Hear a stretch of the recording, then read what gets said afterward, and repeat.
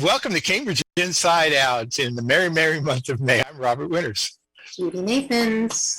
All right, and I just had my birthday a couple of days ago. I know, so, you did. You know, I'm in a jolly sort of mood here. Are you? I thought you were cleaning out an apartment, but that's all right. Well, that too. You know, for those that don't know and who are craving for apartments, I actually had an empty apartment for a good long while, with full of my junk, and that's right. It was full I'm of actually junk, right? moving a family in.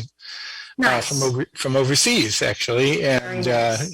But what all the collected junk has got to get moved somewhere. It's but it sounds like you just moved it to 2 rooms. And we're doing our best, you know. You but couldn't use 1 room; it had to take up 2 rooms. You know, it's a wild thing. I have legitimate archives for City of Cambridge related things. You know, a lot of the original stuff related to when we got the maybe recycling the city would started. Give you a library. Well, you might consider that. You could donate it to the Historical Commission. There's a fair amount of stuff that I think has some historical value. But there's also just a lot of stuff which is, it's not like going back in time saying, oh, I remember that. Here's my backpack. I was actually showing it to one of the people who are going to be living here. I said, see that backpack right there? When I first came here 44 years ago, that's all I had on my back was that backpack. Amazing. Yeah. Anyway, 44 years ago. Okay. So I've been very nostalgic the last few days. Yeah. It's been pretty wild. All right. But anyway, back to the good old city of Cambridge. There's some one thing I think is probably worth saying off the bat is, we've got this process has been underway for replacing the 3 positions that the city council hires directly. Mm-hmm. Namely City Auditor, City Clerk, and City Manager. Right. And apparently, we now actually have 1 candidate for each of the 2 positions of City Clerk and for City Auditor. So it looks like at 10:30 a.m. this coming Monday, May 23rd, they're basically going to just sort of talk to the 1 candidate for each position, and most likely then cast votes to. You say 1 candidate, that's what they came down to. They had more. Yeah, well, they had these pre-screening committees, and I think for the city manager question is far more complex and potentially controversial and whatever. Right. I actually value the work of the city clerk and city auditor a lot. They're more visible. The city auditor, most of us don't really see what they do. Right. That's right. There is, I'll say one thing about that, though, which is that, what is the city auditor? Right. Historically, when the planning charter was crafted back in the 1930s, there was a pretty important function of having an auditor. We didn't have fancy computer systems and work management programs or anything like that. And there was a little bit of a history of political patronage and, I dare say, a little playing fast and loose with the bucks. So much so that by the end of the 1930s, when the year when the planning charter was actually adopted, which was 1941, the Mayor Lyons actually was indicted. Really? So, yeah. So I don't think that was a factor in the in planning being adopted, sure, but but in those days you probably could move a few decimal points around and get away with a lot, and because it was all on paper and So nowadays, I think the modern day, the city auditor still has an important role to play, but basically works in conjunction with an auditing department, and it's really kind of a city function, which just happens to have a city council appointed person who's sort of in charge of it all. So I know that we haven't had that much turnover in the position over the years, but every time there's always at least an idea or two floated about possibly redefining the position, the job description. So in other words, if the city council, just for as an example, if the city council says, Mr. Manager, these are our priorities. We want this to happen. You could actually, I suppose, revise the job description of the city auditor to be sort of like a monitor of more than just the dollars and cents. That would not be, I don't believe that would be in any way a violation. Is that going to happen? Or are they redefining it? I don't, They did say it. They spoke about the possibility. I heard that. Yeah. But I haven't heard anything more since. So, in all likelihood, the person will simply, who apparently first name is Joseph McCann, who already is in the department, working in the auditing department, and will then, unless something changes, and if he's actually appointed, then he'll probably most likely just continue in the footsteps of what Jim Monagle was doing in the position. And, the city clerk can consider making some revisions and asking the auditor to do some things differently. Like, for example, you just said the city clerk can ask. Excuse me, it's city council. So they could say, well, we really have a high priority of the municipal broadband, and we'd like to use our employee, the city auditor, to sort of pay special attention to this or something. I don't think that's out of left field. Well, but I think that isn't that a budget director type thing or budget? Well, ultimately, if the question does come down to dollars and cents, you have to fund it or whatever, and. You could actually have an auditing department do analysis, forecasts, like a forecasting and analysis and things. Mm-hmm. If they really wanted to go that route, I haven't heard a word of them actually, starting to wander down that path. But you could do it. You probably could do it. I don't know if I'm typical of most. When I hear the word audit, I think of something after the fact, like someone's looking at your books. But it's more than that, isn't it? Yeah, it is, because if something's going off the rails or something, or it does happen that there are some questionable practices that take place with some city employees, and the auditor can catch some of these things. So how often do they review each department? I guess that's their job. Well, actually, you'll notice that during the budget hearings, it's the one time during the year when you'll actually see the auditor up at the front desk, next to the chair of the finance committee when they're conducting hearings. Oh, so they've been there the whole time? Yeah, Jim's been up there, and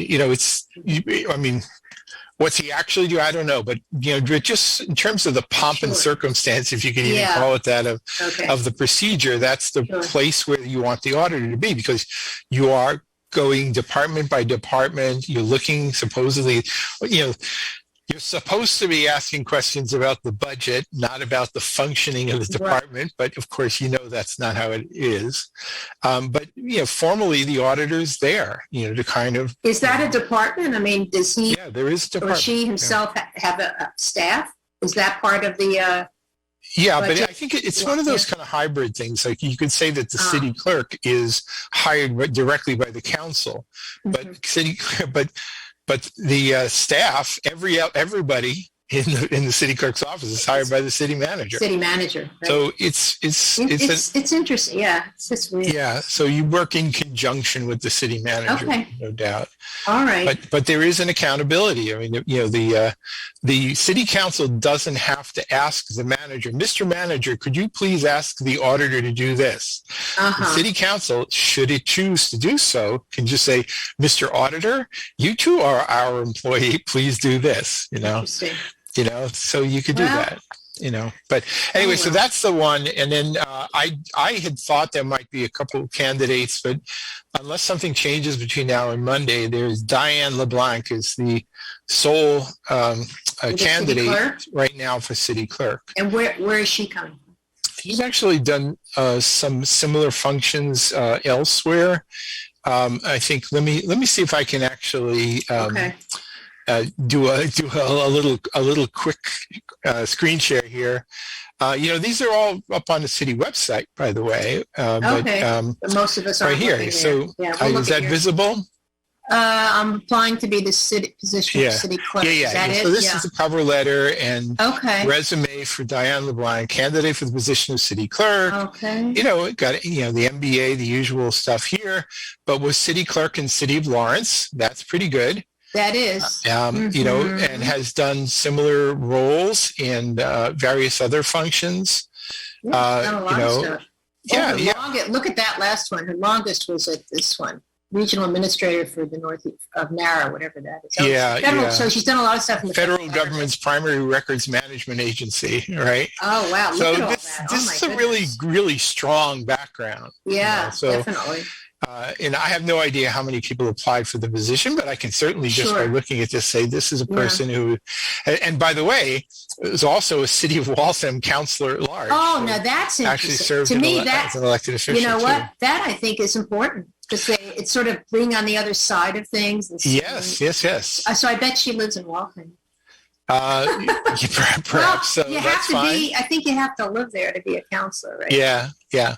Anyway, so Nice. there's also a link to the paperwork for Joseph McCann, who is right. He had an impressive. I thought, even though auditor. he's been with us, he's had some other positions. Listen, I was. I was a little iffy. Three positions all being hired simultaneously. Yeah. I thought, boy, they're going to stumble. But it looks so far like the first two are very successful. Good. The city manager search, the pre-screening process was, I believe, completed. It was completed on Friday. Okay, but that's all behind closed doors. Yeah, that is behind closed doors, and that was to whittle it down to 3 or 4 finalists. So they are how many down there. Is it 4 or 3? Do you know? It may be even fewer. Okay. I cannot say, nor do I know. Right, Robert, I know you don't know. Right. You know nothing about what goes on. I'm like Sergeant Schultz. Yeah. I know nothing. Right, but it's starting to look like it's heading in a good direction as well. Good. And I think maybe, and that probably won't, that'll actually have multiple candidates. So there's a potential that there could be some, contentiousness about that. So when is the first public display of those finals? Like they have to I believe it'll, before us. I don't know when they will publicize the names, but it was expected in the original Randy Frank LLC to be plan to be no, actually it was originally then, but then it was revised to first few days of June. And by the way, if you think about it, the city clerk and the city auditor were leaving their position at the end of May. He looks at watch. So it will be 1 week after the vote is taken for the replacement, which is like cutting it pretty close, right? It is cutting it close. But hey, listen, if it's a good outcome, it's a good outcome, right? Okay. And Louis DePasquale's time as city manager will terminate in early July. So the decision is coming around early June, which, for the city manager position in particular, that's actually cutting it awful close. That is cutting it close. But that's okay. I mean, historically, back in the, decades and decades ago, you could just have 5 city councilors could go out for a few beers, metaphorically speaking, or maybe actually, maybe it was actually some scotch, and then just basically said, we think so-and-so is to be a good city manager, and they could just nominate the person on the floor. Well, what's interesting is so far they've had city managers the last 2 cycles have come from within. Yeah, so this will be, I'm assuming that they're coming from without, but I don't know. That's what people wanted. There were, without giving anything away. Okay, I know nothing. Robert. Yeah, right. But, nothing. But I believe there were some, from within city administration that applied, expressing interest. I don't know how far it went down the road. Okay. And some people who live locally or come from around these parts, and some coming from outside. Okay. So, it was a mix, but there are a lot of other things people were looking for, I think, getting somebody, I hate to say it as a white male, but I think they weren't really looking to get a white male. So, so I'm fully expecting they'll sort of break from that in some form or other. But, so far so good, and, I can't make it, I have no complaints whatsoever. Interesting if they go, to me, white male, but to me also age, because so far people have been over 60. Yeah, it wasn't always that way. I mean, Bob Healy was certainly not. Well, he started out. And then he served for over 30 years, well, right? that's a long time. Yep. Yeah, but Richie was already, getting pretty close to retirement age. Well, that's what I'm saying. So So it'd be interesting to see if they get someone in their late 40s, early 50s. Yeah, I mean, it would sort of be in their best interest to actually get somebody that's solid. One thing I want to say about city manager, it's well, I'll say a couple of things, but one thing I'll say is that one of the single most important qualifications that is necessary to be a good city manager, quite simply, is the ability to say no. And that's been my biggest concern, is that there's obviously going to be a temptation for city councillors to hire the most pliable person who will give them everything they want, even if it's not necessarily in the best interest of the city. Well, but if we've learned anything from the Supreme Court nominations, you could say that, but then when you get in the seat, you'll do what you want. Right. So let's hope that they get somebody with a spine. To whatever degree, potential city managers are watching our show right now or something, Right. I think people should, they need to understand that if you're firm and expert and doing what's right in the best interest, you'll actually gain the respect of councillors, I believe, more so than if you just bend with the wind. Right. So it's like being a good parent. You just can't. You have to say no sometimes. Yeah, and so I think people need to know that. Yeah. By the way, I just not to ramble on too much about it, but it was when they had the budget hearings, which we probably should talk things about anyway. Last week, which I watched all of them, and then today I did not finish it. So will they have to have an extra day? No, there's no more. That's it. Okay. They finished them all up today. They almost always do. It's very rare that they'll use that extra flexible day. But I didn't. I watched the recording and watched some of it live last week. Right. Me too. I actually had it while I was grading exams. I was I was listening to the hearing and occasionally watching it while I was grading exams today. Yes. Yeah. And I think I heard some of it live last week, but then basically just reviewed the recording afterwards. Yeah. So, I did not pay any attention to the school committee, the school department. I didn't either, unfortunately, but I just have so much time I can do things, Yeah, I mean, I'm almost afraid to actually tune into that because I might get angry. Sometimes I just think the school department is off the rails. And really? Yeah, and but anyway, I'm very biased because I teach mathematics, and what I want is a school department that gets students ready for successful lives, and in an economy where they're going to be in jobs that require some technical expertise, and whether every student comes out all socially conscious, I think that's wonderful too. But bottom line for me is, can they do math? And can they do science? Do they have that spark of interest to actually pursue things that'll make life, help make their life a little easier, So, that's all I really want to hear. And all that other stuff is fluff to me. Yeah. It's just, it's like, great. Actually, I take it back. I did listen to some of it because I remember now, I was listening to the superintendent and the other people, and I did listen to a bit of it. Actually, I think I listened to all of it, but I guess it wasn't so exciting, apparently. No, I think there was I think there were some things, but I guess with everything in my head, it was more. I forget. There was probably diverse Black teachers, more like stuff like that. Right. Well. So anyway, now here's the thing though that I think is comment worthy. Yeah. Not so much the budget hearing that occurred today, but last week there were some of the potentially big, bad, controversial items. Right. I mean, it was information technology last week. Something where municipal broadband would have come up, or was that one of the ones that was up? That wasn't. It wasn't pulled though, was it? Maybe it wasn't even pulled. So no, it wasn't. No, because I listened to all of that. Okay, it wasn't all right. pulled. So that in itself is weird. Because it was all last. Right, but I think because they already feel like they've made some inroads on that. I know, but listen, you may have lots and lots of inroads, but that doesn't stop you from wanting to get into a battle.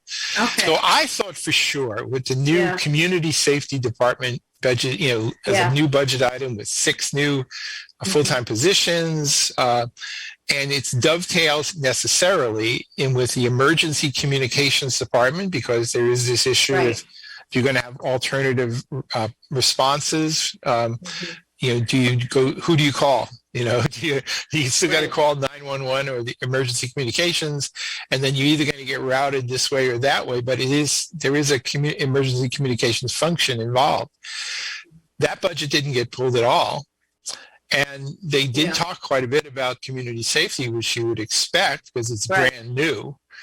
But I thought for sure there was going to be a battle royal over the fact that the police department budget was being increased, and in which I know. So it was pulled. Was it pulled? Yes, it was. Yeah, it was. Okay. Last week. Yeah, and I thought, and then Councillor Zondervan, he's very outspoken about this, and I thought, this is he's really gonna go wild, and he wasn't gonna vote for it, and of course he didn't vote for it, but but I thought it was going to become just a stage on which some drama was going to play out, and it didn't. Mm-hmm.